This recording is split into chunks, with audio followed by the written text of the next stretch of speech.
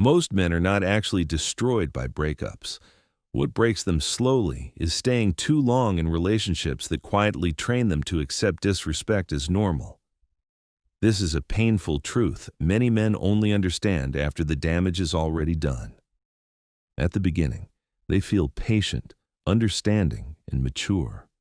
Over time, that patience turns into self-betrayal. This video is built around a core idea most men resist. At first, walking away is not an act of anger or ego, but an act of self-respect. And there are clear warning signs that indicate when staying is no longer love, but self-abandonment. The tragedy is that most men notice these signs early. They feel the discomfort in their body before they can explain it logically. Something feels off in the tone, in the way respect subtly fades, in how effort becomes one-sided.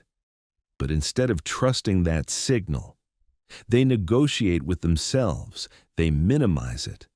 They tell themselves she is stressed, tired, overwhelmed, or going through a phase.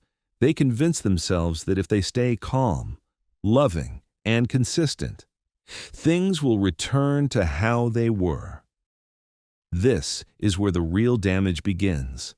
Not because she changes, but because he starts changing who he is to survive the relationship. The purpose of this content is not to villainize women or glorify walking away at the first sign of conflict. Every relationship has friction.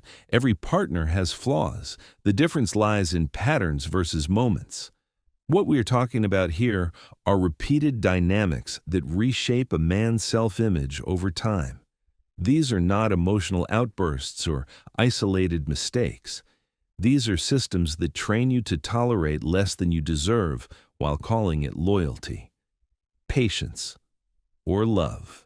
There are 5 major signs that indicate it is time to walk away. Each one builds on the previous, and each one becomes more dangerous the longer it is ignored. The final sign is the most destructive of all, not because of what she does, but because of what you slowly become in response. By the time a man reaches that stage, he is no longer fighting for the relationship. He is fighting to recognize himself again. As you listen to these signs, it is important to stay grounded. This is not about reacting emotionally or making impulsive decisions. These patterns should be evaluated calmly. Over time, and within the full context of the relationship, the goal is clarity, not revenge, strength, not bitterness. The question is never, is she a bad person? The real question is, what is this relationship teaching me to accept about myself? And that question becomes impossible to ignore when the first sign appears the moment respect begins to fade, and you find yourself negotiating standards you once held without question. That is where the real story starts, and where we need to look next. The first sign almost always begins quietly, which is why it is so easy to ignore. Respect does not disappear all at once. It erodes through tone, through dismissive reactions, through small comments that carry an edge. She speaks to you sharply and explains it away by saying she is tired. She cuts you off and calls it stress. She shows irritation where there used to be warmth, and you tell yourself it is temporary. On the surface, none of these moments feel serious enough to threaten a relationship. But together, they form a pattern that slowly shifts the power dynamic.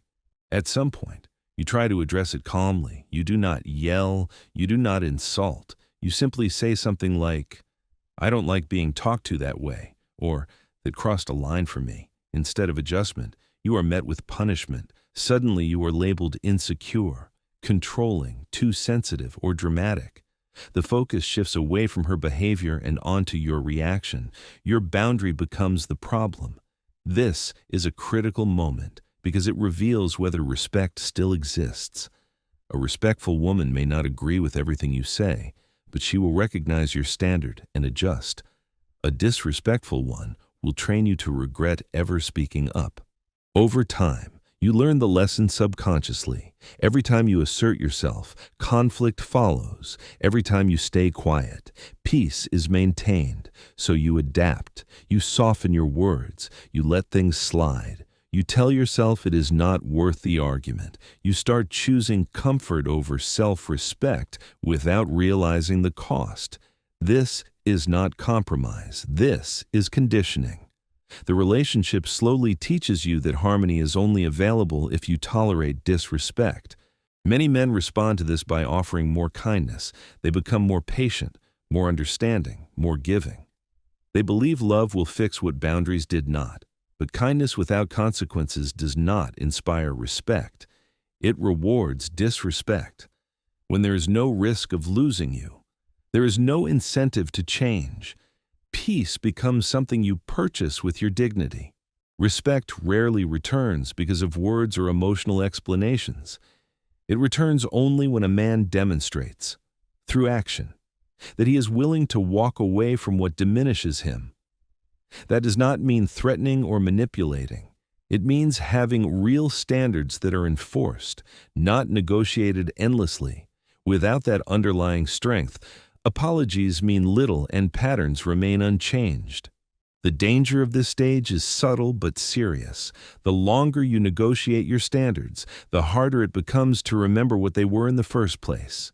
You start questioning whether expecting basic respect is asking too much. That internal confusion sets the stage for the next sign, where effort becomes one-sided and you find yourself constantly repairing something she only evaluates from a distance. Once respect has begun to fade, the relationship often shifts into a dynamic where you are no longer building together, but maintaining something that is quietly falling apart. You notice that you are always the one initiating conversations, planning time together, smoothing over tension, and repairing emotional distance. When there is silence, you break it. When there is conflict, you resolve it. When there is uncertainty, you provide reassurance. Meanwhile, she observes, reacts when convenient, and withdraws whenever she chooses. The relationship continues to exist, but only because you are working overtime to keep it alive. At first, this can feel like commitment. You tell yourself that relationships require effort and that someone has to lead emotionally. You confuse exhaustion with loyalty. But there is a difference between mutual effort and unilateral labor. In a healthy partnership, effort flows in both directions. One person may lead at times, but responsibility is shared. In this dynamic, however, you are not leading, you are compensating, you are filling gaps that should not exist. She becomes the evaluator while you become the performer. Your actions are judged, your words are weighed, and your value feels conditional on how well you manage her emotions. When she is distant, you feel pressure to fix it. When she is cold, you assume you have done something wrong. The relationship no longer feels like a place of rest. It feels like a job where your performance determines whether warmth is available that day. This is where many men make a critical mistake. They believe that if they just try harder, consistency will eventually be rewarded. They assume that effort itself creates value. But real value is not proven through struggle. It is recognized naturally. Love that requires constant convincing is not love, it is maintenance. If a connection only survives because one person refuses to stop carrying it, it is not a partnership. It is dependency disguised as dedication. There is a simple but uncomfortable test that reveals the truth. If you stop initiating, planning, and repairing for 1 week, what happens if everything collapses into silence, distance, or indifference? Then the relationship was not mutual. It was being propped up by your fear of losing it. This realization is painful because it forces you to confront how replaceable your effort actually feels. Over time, this imbalance drains you. You begin to feel invisible despite how much you give. And as exhaustion sets in, another shift occurs. You start questioning your perception of reality itself. Conversations leave you confused instead of clear. Accountability disappears. and slowly, without noticing, you begin doubting your own judgment. That is when the next sign emerges. And it is far more dangerous than most men realize. When effort becomes one-sided for long enough, something deeper begins to change inside you. You stop trusting your own perception. Each time you try to address a real issue, the conversation somehow turns against you. You bring up something concrete, a broken promise, a shift in behavior, a clear moment of disrespect. Instead of accountability, you are met with deflection. You are told you are overthinking, misremembering, or being too sensitive. Your concern is reframed as insecurity. Your pain is treated as an inconvenience. And somehow, by the end of the conversation, you are the one apologizing. This pattern is not accidental. It is a form of psychological control that allows problems to remain unresolved while responsibility is avoided. Over time, you learn that facts do not matter as much as her emotional reaction. You start rehearsing conversations in your head, choosing words carefully, anticipating how they might be twisted. You gather evidence mentally, as if preparing for a courtroom defense, just to justify feelings that should never need defending. This constant self-monitoring erodes confidence faster than open conflict ever could. The most damaging part is the internal shift. You begin doubting your instincts. You ask yourself whether you're being unfair, needy, or unreasonable. You second-guess clear patterns and minimize your own experience. The relationship no longer confuses you because things are complex. It confuses you because reality is being rewritten in real time. This is not love. Love brings clarity, even in disagreement. Confusion is a tool. It benefits the person who wants to avoid accountability while keeping control. After these conversations, pay attention to how you feel, not the outcome, not the words exchanged, but your internal state. If you consistently walk away feeling smaller, guiltier, and less sure of yourself than before, something is wrong. Healthy conflict may be uncomfortable, but it does not dismantle your sense of self. When confusion becomes the norm, it creates emotional fog that makes leaving feel harder than staying. As your confidence weakens, another pattern quietly forms. You start realizing that even expressing basic needs comes with consequences. Speaking honestly no longer leads to solutions, but to distance. And that is when you begin editing yourself, not out of maturity, but out of fear. That fear marks the next sign, one that slowly teaches you to disappear inside your own relationship. At this stage, you begin to notice that expressing even the most basic needs comes at a cost. You are not asking for control or perfection. You are asking for clarity, respect, honesty, and consistency. Yet, every time you speak up, the response is not discussion, but punishment. She withdraws emotionally. She becomes cold. Her tone shifts, or she flips the situation and accuses you of being demanding or difficult. The message is subtle but clear. Your needs disrupt her comfort, and comfort matters more than resolution. Over time, you learn to anticipate these consequences. You hesitate before speaking. You soften your words. You choose silence, not because you are thoughtful, but because you are tired of paying for honesty.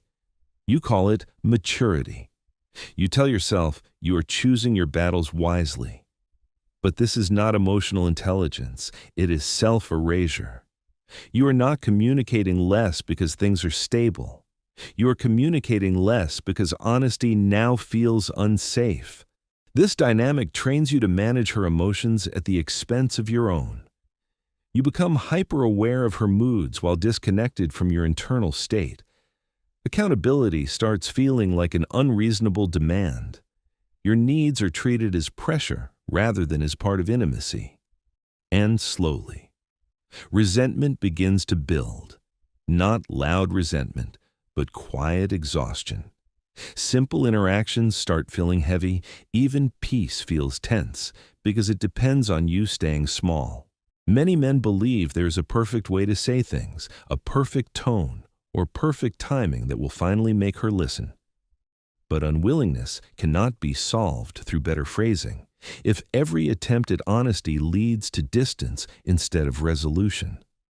The problem is not communication. The problem is that she does not want to deal with your inner world. She wants access to your effort, your presence, and your stability without the responsibility of meeting you emotionally. Swallowed needs do not disappear. They turn inward. They become bitterness, irritability, and emotional fatigue. You start losing energy, not because the relationship is demanding, but because it is denying your humanity. And while this alone is enough to destroy a man's spirit over time, the next sign cuts even deeper, because it introduces betrayal, not just of trust, but of your identity. The fifth sign is not about temptation or a single mistake.